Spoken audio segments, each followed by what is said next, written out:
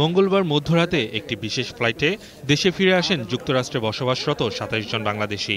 আমেরিকার border cross করছি, ওই বর্ডার ক্রস করার পরে আমাকে অ্যারেস্ট করা হয়েছে। সবাই রিফিউজ করছে, ওরা ওইখানে স্পেশাল ফোর্স আনি আমাদেরকে গাড়ি থেকে টানি হিসেবে বাইর করি, কম্বল সাফা দিয়ে ওই কম্বল দিয়ে গাড়িতে উঠেছে।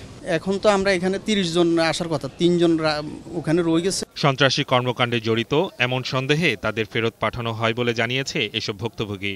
বাংলাদেশি বললেই এখন টেররিস্ট। বাংলাদেশি এখন আপনি যে হন, নিরীহ হন, দলীয় হন, নির্দলীয় হন, টেররিস্ট লিগেল।